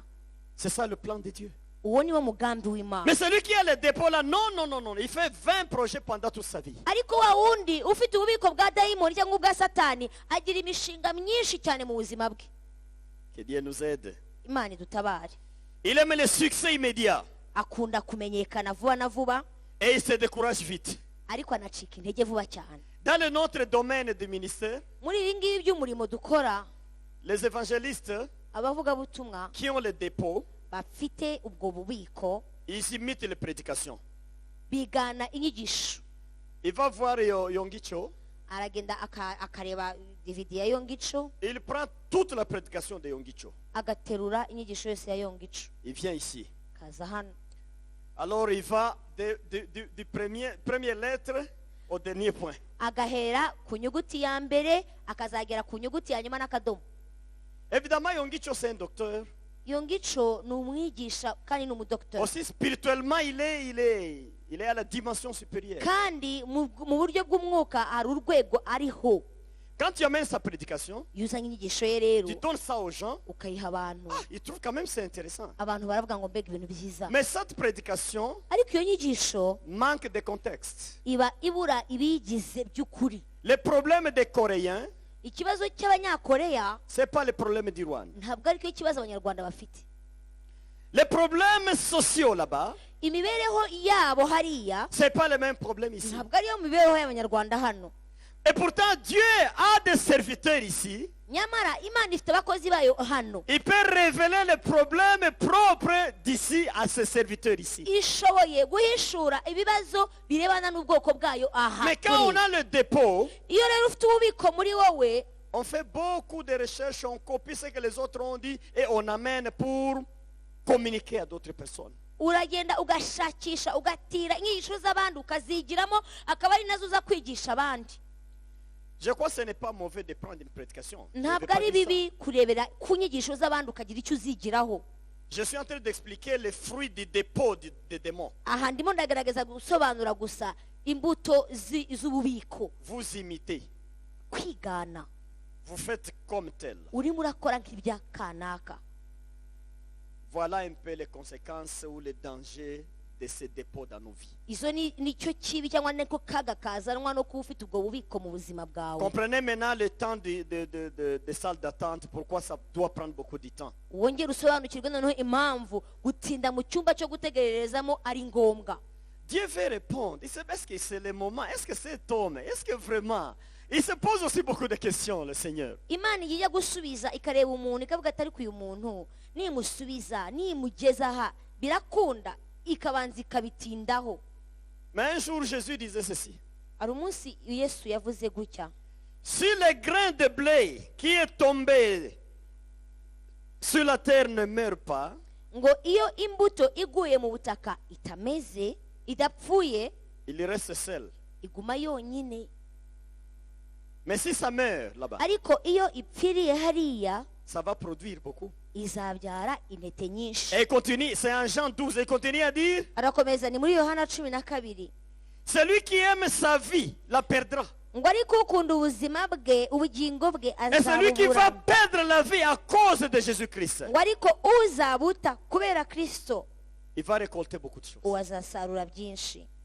Alléluia. Haleluya. Le grain de blé, c'est quoi? Iyo ntete y'ingano ni iki? C'est ton âme. Ni ubugingo bwawe, C'est ton âme ni ubugingo bwawe qui refuse de mourir sur la terre. bwanze gupfira kuri ubwo butaka. Ça ne produit pas. Icyo gihe nta kibi Prenez uzabuvamo. la graine d'haricot, Uzafate igishyimbo mettez-la. ugishyire ku butaka, Si ça refuse de mourir, nikidapfa fini. ntabwo kizongera kuzana Ça reste kuraba. là où non, ça n'a pas de sens quoi. nta Ça kintu ne produit kizaba rien. kuko ntikizabora kugira ngo kibashe kongera kuvuka. Mais quand ça accepte de pourrir Ariko iyo cyemeye kubora dans le sol, kigapfira mu butaka, ça va revenir sous une autre forme. kizigondora kizanemo ikindi kintu, Et bientôt, ça va donner hanyuma kizazana umuteja, des branches. kizazana umuteja, Bientôt, ça va donner beaucoup. hanyuma umuteja uzazamo ibishyimbo Puisque byinshi. ça a accepté la mort. Kuko cyemeye kujya mu butaka kirapfa. Cette nature-là des ancêtres. Iyo kamere rero y'abakurambere, Si vous protégez ça longtemps dans votre vie, iyo ukomeje kuyirindira mu buzima bwawe, vous n'allez pas produire dans ce monde. nta kintu na kimwe uzera muri iyi si, Vous n'allez pas produire. nta na kimwe. Vous aurez des bénédictions d'occasion. Uzajya ugira imigisha ya hato na hato, Vous avez les bénédictions d'occasion. uzagira imigisha ya hato na hato. Dieu dit, Zion, ils ont quand même prié beaucoup. Imana izajya ivuga ngo muri Siyoni barasenze, Et ils jettent les bénédictions comme ça. igire gutya, Par hasard, quelque chose tombe devant toi, tu captes aussi ça. nawe hagira ikikuga uruhande upfe kuraruza icyo. Tu profites un peu d'occasion, les bénédictions de l'église. Ariko aho ngaho wowe upfuye gufata gusa kuko itorero ryaronse. Mais ce qui vient avec ton nom, recommandé pour telle maman, pour tel papa. Ah. Ariko ibizava hejuru byaje byitirirwa kanaka, umugabo runaka, umugore kanaka, kukugeraho ntibizakunda. Que Dieu nous aide. Imana idutabare, Que Dieu nous aide. Imana idufashe. Le grand problème dans la foi, c'est de ne pas comprendre, en fait. Ikibazo kiriho kibaho mu kwizera nicyo kudasobanukirwa, Et puis, manquer des enseignants. ubundi ukabura n'abakwigisha. C'est malheureux. ibyo ni ibintu bibabaje ni agahinda. Vous allez naître avec des questions et vous mourrez avec les mêmes questions. Uzavukana ibibazo upfane byo. Mais quand on connaît déjà Ariko iyo wasobanukiwe la vérité, ukamenya ukuri, cette vérité doit vous affranchir. uko kuri kurakubatura.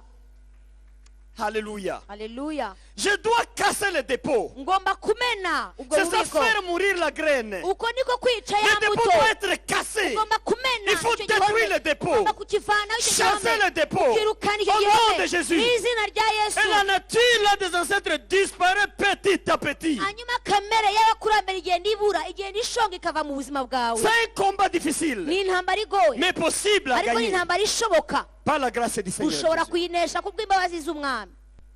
Pourquoi je dis que manquer les enseignants, c'est une mauvaise chance dans la vie? Pourquoi je dis ça? Impamvu mvuga yuko kubura abigisha b'ukuri ari ibyago bikomeye, Vous savez pourquoi je dis ça? muzi impamvu? Moi, je suis un enfant d'un pasteur. Njyewe navutse ku Et mushumba. je me rappelle tous les enseignements que nous avons reçus à l'école de dimanche et même au groupe de jeunes. Je me rappelle de ces enseignements-là. Inyigisho twize mu ishuri ryo ku cyumweru, izo twigishije turi mu rubyiruko, izo ndazibuka. L'un de nos papas Umwe mu babyeyi bacu a prêché un jour, je me rappelle. rimwe yigize kubwiriza aravuga ngo C'était un jeudi soir, hari kuwa kane nimugoroba, en l'an 82. hari muri 82. Je me rappelle. Ndabyibuka. Nous étions là, Twari aho, j'étais dans la chorale. nari ndi muri kohari, Il commence à prêcher. tangira kubwiriza, Commence à prêcher. arabwiriza. Alors, pardon, lui il interprétait. Yarasemuye, Ok, mais il y avait un autre ariko prédicateur. hari umuvugabutumwa. Le prédicateur lui pose la question. Noneho umuvugabutumwa aramubaza, Pasteur, mushumba, si quelqu'un vient, il vous attaque, umuntu aramutse aje akagutera, il vous donne le premier coup, akagukubita bwa mbere, il vous donne le second coup, akongera akagukubita bwa kabiri, qu'est-ce que vous allez faire? wowe wabigenza ute? Il a répondu. Aramusubiza, Il a dit, moi aramubwira jewe je n'attends pas. ntabwo nategereza. Pourquoi attendre la deuxième jour? Kuki se nategereza ko ankubita bwa kabiri? Je peux lui laisser la chance du premier coup. Namureka nkamuha n'amahirwe yo kunkubita bwa Mais mbere, le second, ariko ubwa c'est kabiri moi qui dois lancer. ni jewe Le prédicateur a dit non, ce n'est pas ce que je cherchais. aravuga ngo rwose ibyo nashakaga. Répondez selon la parole. Wowe subiza ukurikije uko ijambo ry'Imana rikwigisha. Il dit non, ne me mettez pas en problème. Aravuga ati wishyira mu bibazo, Moi, je ne blague pas. ntabwo jewe nkina n'abantu nkawe. Même la femme ne blague pas devant moi. N'umugore ntabwo yazaraho ibyo ngibyo.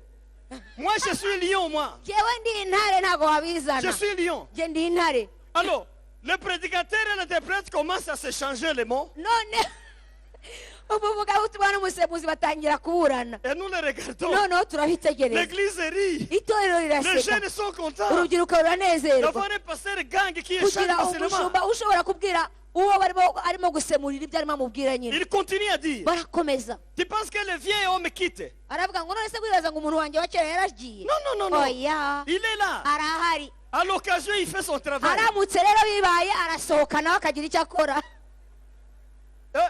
Nous sommes éduqués comme ça. Nuko twatojwe, Nous sommes éduqués. nuko twatojwe. Donc à l'occasion, Biramutse bibayeho ko quelqu'un blague, umuntu akaza mais il kugukinisha, faut toucher le vieil homme et faire le travail. ushobora kubyutsa wa wundi wa kera akagira icyo yikorera.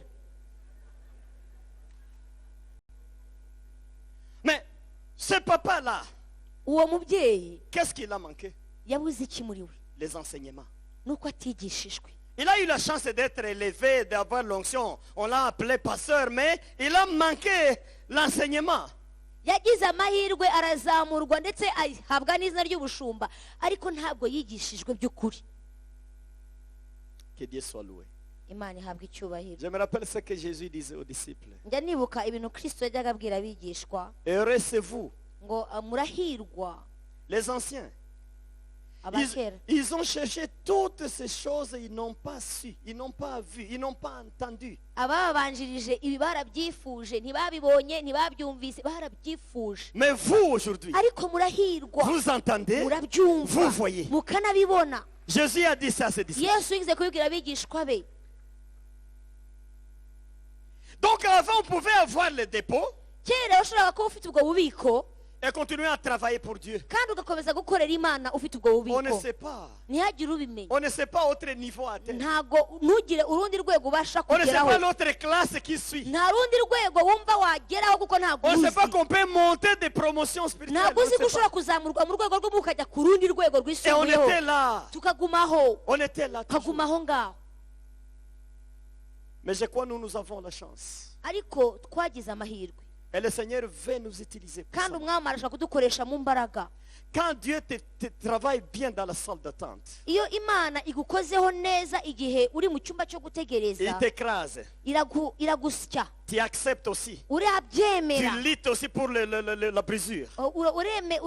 urarwana kugira ngo aho ngaho Quand havunike tu quittes là, ariko iyo uhavuye tu es un outil de valeur. uba uri igikoresho cy'agaciro Tu es un outil de valeur. uba uri igikoresho Et il cy'umumaro va t'utiliser puissamment. kandi icyo gihe azagukoresha mu buryo Il va bukomeye t'utiliser puissamment. azagukoresha mu mbaraga Alléluia. haleluya Mais l'église est pleine aujourd'hui. Je ne dis pas Zion ici, mais je dis l'église de Jésus est pleine de chrétiens avec des dépôts des ancêtres. none itorero ry'imana simvuga zayoni gusa ndavuga umubiri wa kristo ririmo abakristo benshi ariko buzuyemo ububiko bw'abakurambere J'ai construit une première église, je me rappelle. ndibuka nubaka urusengero rwa mbere Mais quand je voulais quitter l'église, nshatse kuruvamo les gens me disaient ceci. abantu bakambwira gutya Tu laisses cette église. urahasize Pourquoi tu laisses? uraharetse kuki ugiye Non. Il ne faut pas laisser l'église. ntabwo bishoboka ntabwo ushobora gusiga Ou bien urusengero nous allons prendre les choses, les instruments, les choses, nous vendons, tu récupères un peu d'argent. Tu as beaucoup dépensé là-bas. bakambwira bati basi noneho reka tugurishe ibikoresho bimwe na bimwe tugire ibintu tugurisha uvanemo n'amafaranga make ko washoye menshi Oui. bakambwira uko Mais vous écoutez ça, ibyo urabyumva cette idée-là. wumve umuntu uguha igitekerezo nk'icyo Évidemment, dans cette même ville, kandi koko muri uwo mujyi j'ai vu une église qui a commencé. nigize mbona itorero rizamuka Et les gens donnaient. abantu Ils bakitanga cotisaient. abantu Ils bakitanga achetaient des synthétiseurs, des abantu baffles, des bakagura microphones, sente bakagura amabafure bakagura za des mikoro guitares. nkabona bagura za gitari Un problème est apparu dans l'église. haza kuba ikibazo Un jour, umunsi umwe ça éclate devant tout le monde. biraturika imbere y'abantu Chacun buri muntu wese saute sur la chose qu'il a achetée. atangira kugura icyo yari yarazanye Cette guitare. iyi gitari Battez-vous, cher pasteur, moi j'amène ma guitare. murwane ariko n'ubundi nigero warayizanye jyewe ibyi ni ibyanjye Moi aussi je prends le synthétiseur. C'est moi qui avais acheté undi ça. agafata sente ati iyi ni njye wayiguze Les gens prenaient des chaises comme ça, ils mettaient sur la tête, ils s'en umuntu vont. agafata intebe akajyana Mais vous suivez mes enseignements. murankurikira Vous suivez les enseignements. murankurikira Ils ont le dépôt. bafite ububiko muri Ils bo ont le dépôt bafite ububiko de muri leurs bo ancêtres. bafite ububiko Ils ne comprennent pas bw'abakurambere leur devoir. ntabwo bazi inshingano n'umukoro bahawe Mais j'ai donné à Dieu, j'ai donné. natanze mu nzu y'imana nahaye imana J'ai donné à Dieu. nahaye imana C'est fini, ça regarde ibyo Dieu. nahaye imana bireba imana Le reste, je m'en vais. ibindi J'ai reka fait nigendere inscrire dans le livre de vie ma haleluya présence. hari c'est ikintu tout. nandikije mu gitabo cy'urwibutso Alléluia. haleluya Et j'ai la foi que là que je vais, là que je piétine, c'est là que Dieu me donne. kandi nizeye ko aho ngiye nimakandagiraho noneho niho umwami angabije La bénédiction, ce n'est pas dans ce qu'on voit, dans ce qu'on touche, mais la bénédiction est dans toi. umugisha si ibyo ukoraho si ibyo ufite si ibyo uronka umugisha ni icyo utwaye muri wowe Qu'il soit loué notre Seigneur umwami Jésus. nahabwa icyubahiro La vie de dépôt d'ancêtres, c'est une mauvaise vie. ubuzima bwo kuba ububiko bw'abakurambere ni ubuzima bubi On est trop limité. tuba dufite On ne ahantu voit pas tuhagarara loin. ntitubasha kureba On kure regarde ici. tureba imbere On fait yacu les choses rapides. turashaka ibintu byihuse Les choses vite, turashaka vite. ibintu bihutiyeho Les gusa takeaway, vite, vite, vite. turashaka ahatekawe ibyo dutwara gusa Vite, byako vite, vite, vite. ibyo turira mu nzira Mais ce n'est bikarangira pas le modèle de Dieu. ariko ntabwo ari rwo rugero rw'imana C'est pas le modèle de ntabwo Dieu. ari rwo rugero Dieu aime rw'imana la patience. imana irashaka kwihangana Dieu aime la longue vision. imana irashaka ibintu bimara igihe kirekire Tu regardes loin. ukareba kure Tu dis même s'il n'y a rien aujourd'hui, ukavuga ngo nubwo uyu munsi mais ntacyo j'attends le mbona Seigneur va ariko venir. ndategereje Le umwami hariya Seigneur va se rappeler de umwami moi. wanjye hari ikintu Le Seigneur azakora a planifié pour umwami moi. hari ibyo yagambiriye ku buzima bwanjye Alléluia. haleluya Il y a des petites visions, des grandes visions des hommes qui ont brisé le dépôt du diable. hari utuyerekwa dutoya twasenywe n'amayerekwa manini kuko basenye ububiko bwa satani muri bo. Ma prière est que isengesho nsenga vous puissiez évoluer dans le nuko Seigneur. mwatera imbere Vous mukazamuka puissiez connaître ce secret dans le Seigneur. mugasobanukirwa ubwiru bwo mu Mana, Vous puissiez lutter pour votre brisure. mukashaka mukarwana kugira ngo mwisenye Vous devez ubwanyu, casser le dépôt des mumene ancêtres. ubwo bubiko, Ces comportements iyo ces myifato, habitudes ibyo wamenyereye qui sont ancrés dans la chair, byagiye muri wowe bikamera il faut umubiri les wawe, écraser ugomba kubinesha pour donner maintenant la place à l'Esprit de Dieu. kugira ngo uhe umwanya ndetse uharire umwuka w'Imana akore noneho. C'est possible. Birashoboka, C'est bien possible. ni ibintu bishoboka cyane, C'est bien possible. birashoboka. Et quand vous allez briser ces dépôts-là, Iyo umaze gusenya ubu bubiko vous aurez une vision autre que la vision que vous avez aujourd'hui. uzabasha kureba kugira inzozi n'iyerekwa birenze ibyo watekerezaga uyu mwanya. Vous aurez d'autres visions supérieures à ce que vous pensiez. Muzagira iyerekwa rirenze ibyo mwari musanzwe Et là, Dieu mutekereza, va répondre, il va donner plus que ce que vous avez demandé. kandi aho ngaho umwami azanaguha ibirenze ibyo wowe wigize kumusaba, Et il donne plus que ce qu'il a même averti, ce qu'il a promis. ndetse azanaguha n'ibirenze ibyo yigize kugusezeranya, Puisqu'il il va voir le cœur disponible. kubera ko azaba amaze kubona umutima Le wamwiteguriye, cœur prêt à recevoir. umutima witeguye kwakira ibiva kuri we. Hallelujah. Haleluya, Alléluia. haleluya. Nous devons briser ce dépôt-là. Tugomba gusenya ubwo bubiko, Nous devons casser ce dépôt-là. tugomba kumenagura ubwo bubiko. Comment casser ce dépôt? Ubumena ute? Je crois que la première chose importante, c'est ce que je viens de citer. Icya mbere navuze nicyo Prendre nahereyeho, conscience. ni ukubisobanukirwa, Prendre conscience ni d'abord. ukumenya ko ibyo bintu Je viens biriho. de passer 10 ans dans l'église. Maze imyaka 10 mu rusengero, Mais est-ce que vraiment le désir a disparu dans moi? ariko se muri jyewe irari ryaragabanutse? Est-ce que la haine a disparu? Ese urwango nararugabanyije? Est-ce que la colère a disparu? Ese umujinya ntawo nkigira? Je fais cette enquête-là.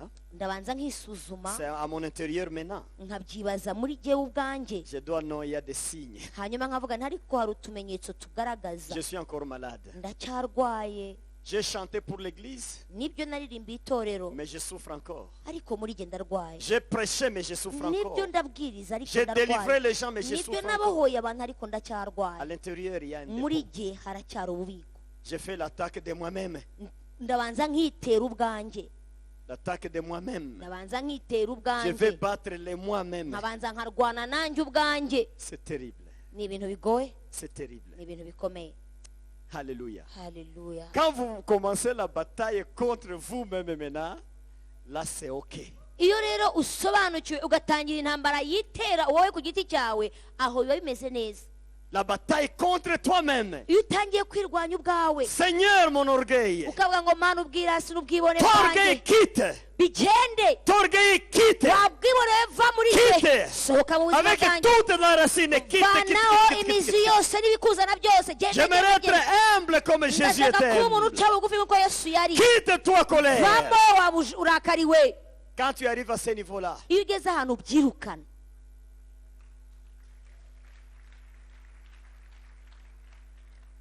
qu'il soit loué notre Seigneur Jésus. umwami Yesu Kristo nahabwa La ishimwe. bataille de toi-même. Intambara yo La kwirwanya, guerre contre toi-même. intambara yo kwitera ubwawe. Si tu arrives à ce niveau-là, Iyo ugeze muri urwo rwego, ce que tu n'as pas demandé à Dieu, il te le donnera. n'ibyo utasabye Imana ijya ibiguha. Mais ce que tu demandes, toi, c'est limité, c'est petit, ce que tu as demandé à Dieu. Ibyo ushaka urimo usaba ni ibintu bito cyane, imbere y'Imana ni ubusa. C'est trop petit, ce que tu as demandé. Ni ubusa ibintu urimo usaba imbere y'Imana muri iki gihe. Fais la guerre contre toi-même. Banza witere ubwawe, Il te fera 10 fois plus que ce que tu azaguha demandes. ibikubye 10 ibyo wowe wasabaga. Haleluya. Qu'il soit béni notre Seigneur Mwami Jésus. wacu nahabwa icyubahiro. Il y a toujours l'espoir. Haracyari ibyiringiro, Nous allons changer. tuzahinduka Et les choses doivent kandi changer avec n'ibintu nous. bizahindukana natwe. Haleluya, Oh, Alléluia. haleluya. Vous savez que le Seigneur je pense qu'il m'utilise pour parler des choses pratiques comme ça ici. Je fais confiance à lui. ndi kwibwira yuko imana irimo irankoresha muri iki gihe kugira ngo mvuge ibintu mwakoresha muri iki gihe. Depuis les 3 jours, je n'ai pas prêché ce que j'ai préparé. Je viens ici, on me ravit, on m'amène dans les choses. Iminsi 3 yose maze mbwiriza nza nateguye nagira ahangaha umwuka akampereza ibindi. On me ravit complètement. Arabintwara neza neza. Et je me demande mais maintenant ma préparation. None ndibaza ngo ibyo nateguye C'est l'amour pour l'église. ni urukundo rw'itorero. Dieu aime l'église. Umwami akunda itorero. Il voit comment les gens le cherchent ici. Arabona ukuntu abantu barimo Alors il bamushakisha. veut les ouvrir les yeux très bien. Ariko noneho arashaka ko bamushakisha Afin qu'ils badakabaka ahubwo puissent abafungura faire des amaso pompas. kugira ngo babashe kugera ahantu bagera. Imana ibaha ibyo Hallelujah. yabateguriye. Alléluia. Haleluya. Alléluia. Haleluya. Il faut bombarder le dépôt là. Tugomba kurasa kuri ubwo bubiko. Mais ça prend du temps. Bitwara umwanya, Ça demande de la patience. bisaba kwihangana. Tu verras comme si l'homme là que tu chasses, hein, Bizasa naho uwo muntu urimo wirukana quand tu le frappes, iyo umukozeho il fait ça. asa n'uwika, Il diminue la taille. asa n'uwimanuka hasi, Demain tu pries contre lui encore. ukongera ugasenga Il descend. akongera akika. C'est comme ça qu'il fait. Nuko abigenza. Tu frappes encore, Ugakubita il descend. akongera akika, tu continues à frapper, il descend. akongera akika, Tu continues, il descend. akongera akika, Tu continues, il akongera descend. akika, Il reste là. akaguma hari. Il n'est pas sorti, mais il se cache. Ntabwo asohoka ariko arihisha. Tu vas te trouver maintenant très simple. Ukaza kwisanga nawe woroshye ubwawe. Tu as l'argent, mais les gens ne savent pas. Ukaba ufite amafaranga ariko abantu ntibamenye yuko ufite amafaranga. Tu es avec les pauvres comme toi-même, tu te confonds avec eux. Nawe ukagendana n'abakene rwose ukamera nkabo. Tu as des montants en banque même. Tu, te Ukaba ufite restes. amafaranga muri banki ariko ntibigucire ishati. Tu vas trouver quelqu'un qui fait des querelles contre toi, mais tu le laisses. Ukabona umuntu akuzanye b'intonganya ukamworohera, Tu l'évites. ukamuhunga. Ton mari va tonner la nuit, ce n'est plus comme avant quand tu résistais comme ça, mais cette fois-ci tu... Umugabo wawe yavuga nabi wowe ugakankama ariko noneho ubu ngubu ugatuza Toi tu le comprends. kuko uramwumva. Puisque cet homme-là, Kuko wa wundi il se cache, yitseye mais il n'est pas encore sorti. ariko ntarasohoka. Si l'épreuve continue, Iyo bikomeje lui cherche à monter encore. hari ubwo ashaka kuzamuka. Il cherche à monter. Iwubura Si tu umutwe. trouves beaucoup de problèmes qui te dérangent trop, Noneho wahura n'ibibazo byinshi bigutugatuga, il tente. arongera akagerageza, Il tente. akongera akagerageza, Itanta akongera encore. akagerageza, Pour que tu réagisses comme tu réagissais avant. kugira ngo wongere wifate nk'uko wajyaga ubikora mbere. Mais la démarche de l'homme de Dieu, Ariko noneho umukozi w'Imana uko abigenza, si tu déracines cet homme-là, iyo umuranduye uwo avec les racines, ukamurandurana n'imizi yose, tu enlèves, tu chasses, ukamuvanaho ukamwirukana, tu es là. uraho. Même si ça trouble trop. Nubwo byagutugatuga cyane, Au lieu d'avoir des pressions de l'âme, aho kugira ngo ugire ibintu bigutsikamiye c'est byo mu l'Esprit de Dieu bugingo, qui pousse sa pression. umwuka w'Imana noneho we aramanuka akajya kukwitsa, Ça te parle directement. akakuganiriza. Et tu vois, tu n'as pas changé d'allure. Tu es toujours le même. Tu es simple toujours.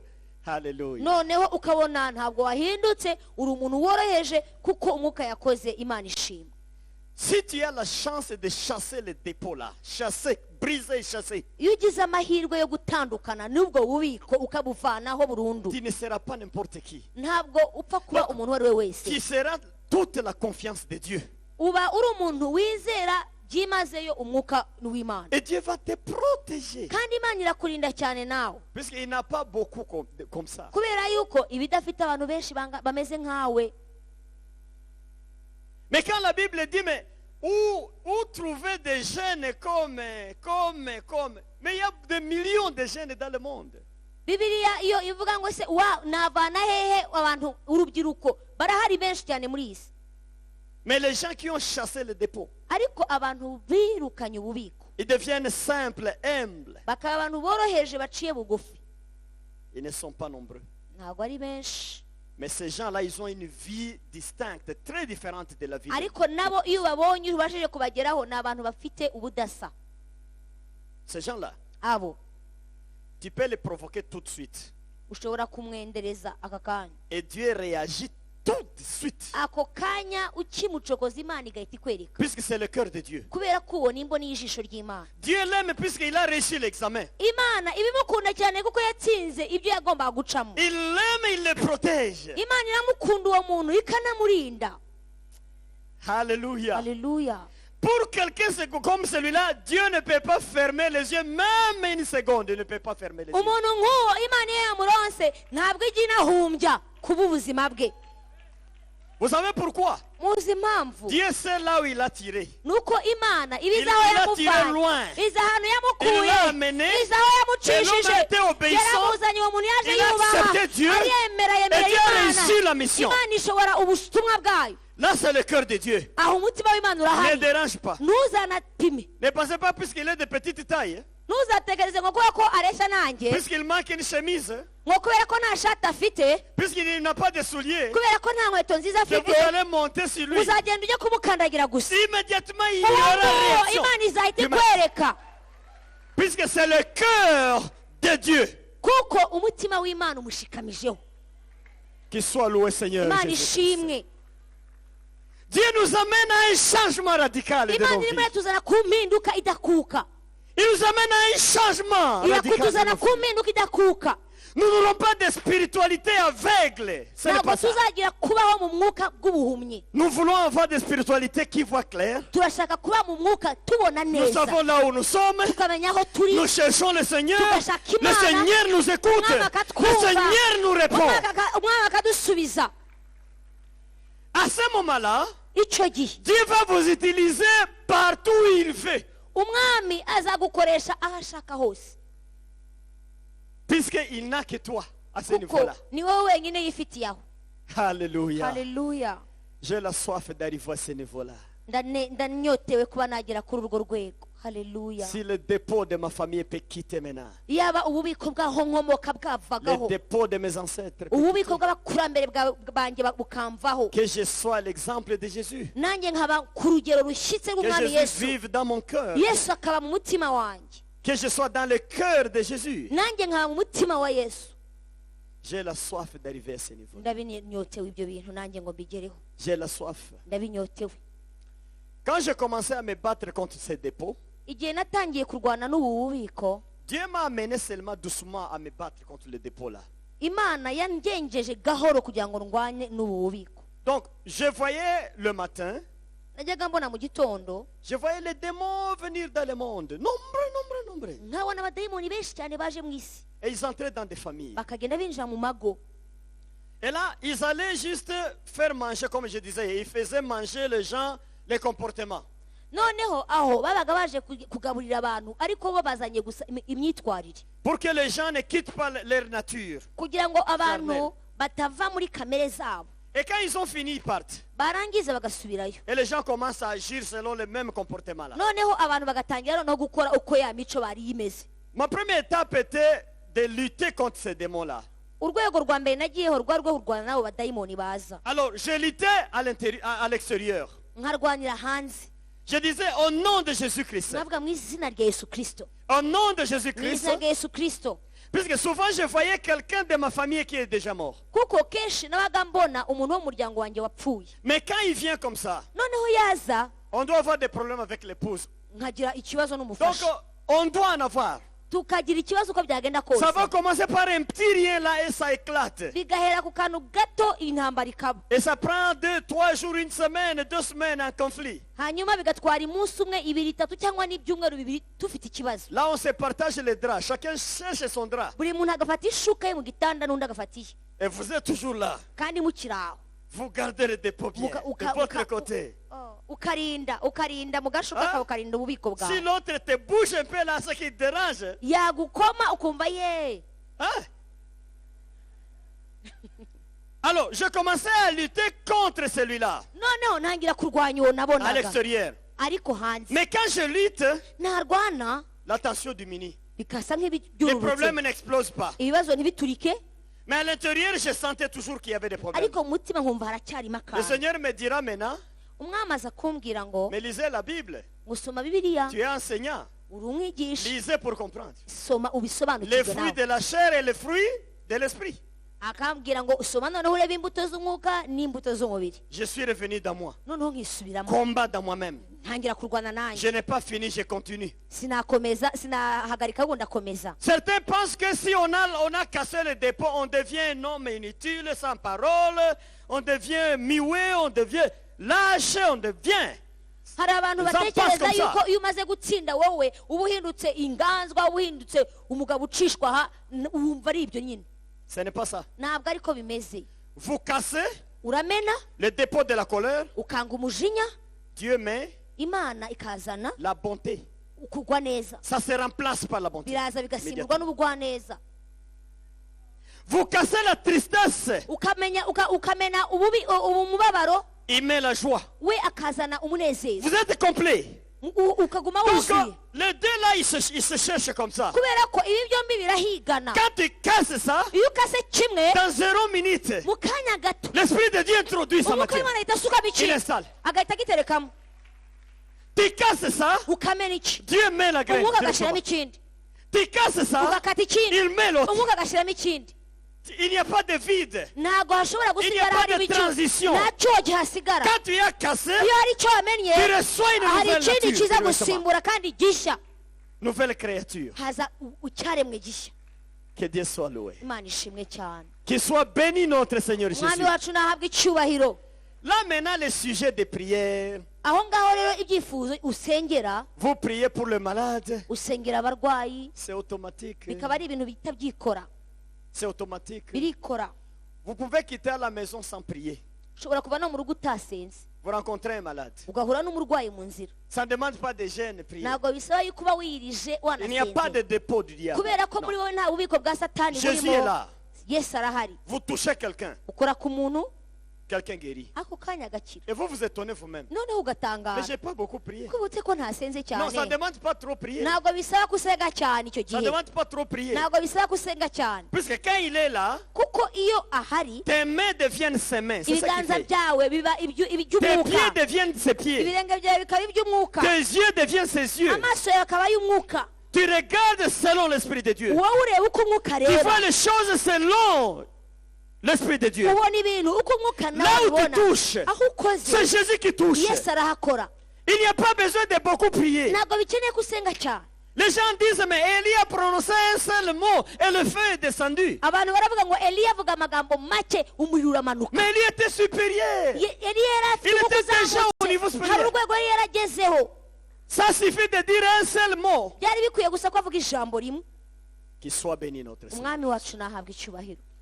Vous allez demander les choses. Uzasaba ibintu Ça va venir. bize, Et si ce n'est pas encore à temps, kandi niba bitaraza utegereze. Dieu va vous dire, Imana izakubwira je ne te ibyayo, donne pas ça. izakubwira ngo iki Si, sinkiguhaye, si tu as ça aujourd'hui, il y a un danger là-bas. kuko Attention. iki nukigira uraza kujya mu kaga. Il va te dire bien. Imana Mais je vais izagusobanurira, te dire, je vais te donner ça là-bas. ahubwo izakubwira ngo ibi simbiguha none, Tel nzaguha mois. iki gihe Telle année, tu as n'uyu l'autre. mwaka nzaguha ibi, Et tu restes calme encore. kandi ugatuza Tu restes calme. ukagubwa neza, Puisqu'il t'a parlé. kubera ko Vous avez yakuvugisha. échangé, vous dialoguez. Waganiriye n'umwami wawe mubyumvikanaho.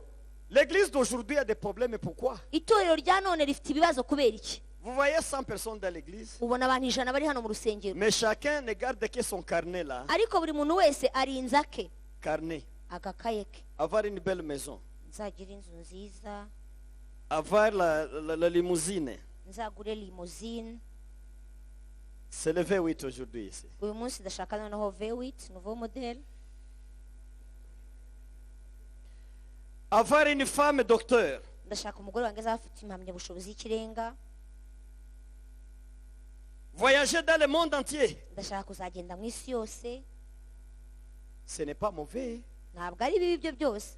Dieu n'a pas de problème avec tout ça. Ibyo byose nta kibazo na kimwe biteye Imana. Quelqu'un qui te prêche que Dieu ne veut pas que tu prospères et il te trompe, ce n'est pas biblique aussi. Umuntu uzakubwira yuko Imana itifuza yuko uhirwa azaba akubeshya kubera ko ntabwo biri bivuga gutyo. Mais dans ce sujet de prière, Ariko muri ibyo usengera il manque un sujet important. hari ikintu kimwe wibagiwe cy'ingenzi. Dieu, Imana, donne-moi la force de me battre moi-même imbaraga zo et de me kwitsinda, gagner. imbaraga zo kwinesha no kwironka. C'est ce qui manque. Icyo ni cyo cyonyine ribura. C'est ce qui manque. niryo ribura. Tu as demandé les choses de ce monde. Wasabye ibintu byo muri iyi si, Tu n'as pas demandé les choses de l'intérieur. ariko ntiwasabye iby'Imana by'imbere, Pour que Dieu amène les valeurs du ciel et installe dans toi. kugira ngo Imana Tu as ibazane oublié. indangagaciro z'ijuru z'iby'umwuka ibanze ibyuzuze muri wowe, Oh, les valeurs spirituelles. kandi indangagaciro C'est z'umwuka elles qui t'aident maintenant nizo zibasha à kugufasha maîtriser les choses de ce kugira ngo monde. ubashe kugenza bya À les bintu diriger ushaka, bien. nibyo ubasha À les orienter bien. ubasha kubijyana mu nzira Qu'il zabyo. soit loué notre Umwami Seigneur Yesu Jésus. nahimbazwe. Quelqu'un aura un ministère ici hari umuntu uzagira umurimo hano, qui aura des millions kandi iyo murimo we uzaba ufite amamiliyoni de gens y'abantu, et des milliards d'argent kandi igiye n'amamiliyari y'amafaranga ici parmi nous. aha mu bwoko bw'Imana muri hano. Mais ces gens-là, ariko abo bantu Dieu les prépare à se gagner, à se battre, à se maîtriser, à se réussir d'abord. Imana irimo irabigisha kubanza kwironka, kwitsinda no kwirinda bakabasha gutsinda uwo bari we. Donne-moi la chance aussi, Seigneur. Mana nanjye ayo mahirwe ndayasabye, Donne-moi la chance, Seigneur. impa ayo mahirwe yo kwironka Mana, Et pardonne-moi tous les jours. kandi ujye umbabarira iminsi yose. Haleluya.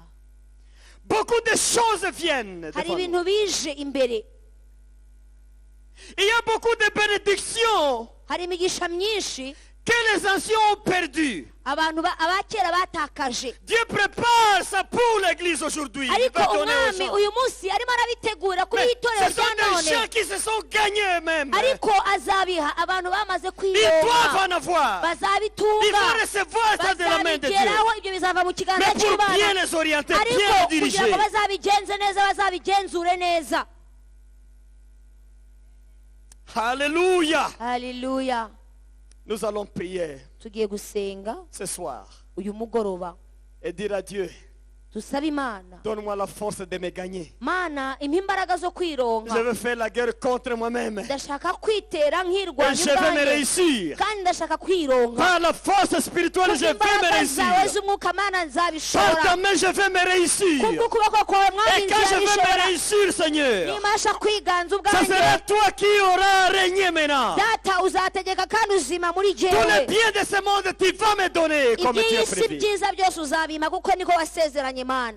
C'est ça notre prière aujourd'hui. Iryo niryo sengesho tugiye gusenga uyu Qu'il soit mugoroba. béni notre Seigneur Uwiteka Jésus. Mwami wacu nashimwe cyane. Alléluia. Haleluya. Mettez-vous debout, nous allons prier. Reka le mbasabe Seigneur. duhaguruke maze dusenge. Nous avons 5 minutes de prière. Turasenga akanya gatoya. Attaquons le dépôt.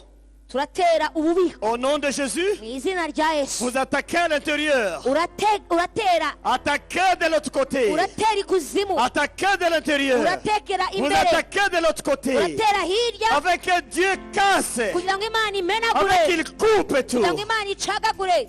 Ouvrez la bouche et prions. le Bumbura Seigneur, akanwa kawe notre Dieu. wisengere. Oui, Père. Oh, Alléluia. Père, je demande.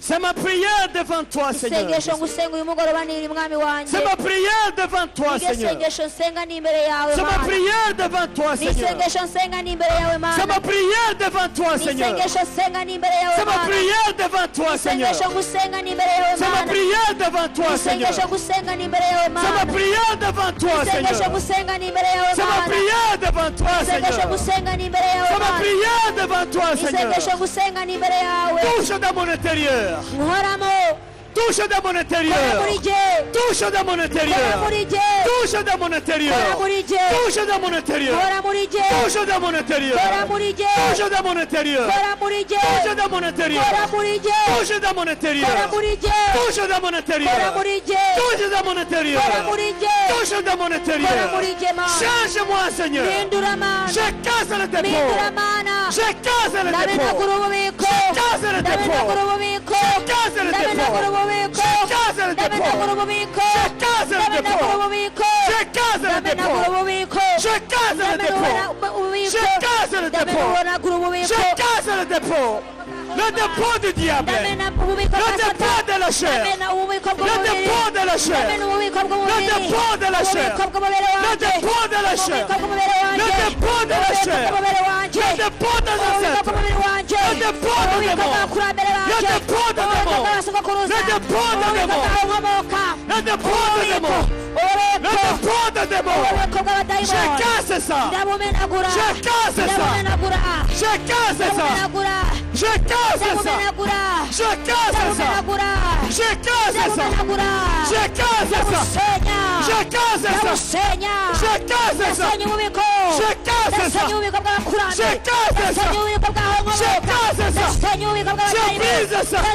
Je brise ça. Je brise ça. Je brise ça. Je brise ça. Je brise ça. Je brise ça. Je brise ça. Je brise ça. Alléluia. Je brise ça. Je brise ça. Je brise ça. Je brise ça. Je brise ça. Je brise ça. Je brise ça. Je brise ça. Je brise. Chacun l'Esprit de Dieu. L'Esprit de Dieu. L'Esprit de Dieu. L'Esprit de Dieu. L'Esprit de Dieu. Touche-moi. Touche-moi. Touche-moi. Touche-moi. Touche-moi. Touche-moi. Touche-moi. Change-moi. Change-moi. Change-moi. Change-moi. Change-moi. Change-moi. Change-moi. Change l'église. Change les hommes. Change les femmes. Change les femmes. Change les hommes. Change les jeunes. Change les jeunes. Change les jeunes. Change les jeunes. Alléluia. Change ton peuple. Change ton peuple. Change ton peuple. Change ton peuple. Change ton peuple. Change ton peuple. Change ton peuple. Change ton peuple. Change ton peuple. Change ton peuple. Change ton peuple. Change ton peuple. Alléluia. Change ton peuple. Change ton peuple. Change mon âme. Change mon âme. Change mon âme. Change mon âme. Change mon âme. Change mon âme. Alléluia. Alléluia. Alléluia. Alléluia. Alléluia. Alléluia. La main de Dieu va te toucher. Ikiganza cy'Imana kiragukoraho. La main de Dieu va te toucher. Ikiganza cy'Imana kiraza kugukoraho. Dieu va t'aider à changer. Imana igiye kugufasha Il va guhinduka. t'aider à se transformer Imana igiye kugufasha kwihindura pour devenir une autre personne. kugira ngo uhinduke undi muntu Loin de la grâce de Jésus-Christ. wasizwe amavuta y'ubuntu bw'Imana Et il va t'utiliser. kandi Imana izagukoresha. Je vous demande un silence dans une minute. Reka dutuze akanya gato. Dieu insiste. Imana irimo irakomeza kubitindaho. Il me dit ceci. Irambwiye aya magambo Cette église ngo iri torero prépare mes gens. ririmo riratoza abantu banjye. Cette église prépare mes gens. Iri torero ririmo riratoza abantu banjye. Mettez-vous prêts. Nimwitegure Soyez disponibles kandi mutange umwanya wanyu pour votre Dieu. kubw'Imana yanyu. Vous êtes préparés, mes frères. Murimo murategurwa bene data. Vous serez des grands témoignages. Muzaba ubuhamya bukomeye. Votre vie même sera un grand témoignage. Imibereho yanyu bwite izaba ubuhamya. Tes voisins verront le témoignage. Abaturanyi bawe bazabibona, bazabona Sans que tu ubuhamya. ouvres la bouche, les gens vont témoigner. Utarinze gufungura akanwa kawe, abantu bazagira ibyo bakuvugaho.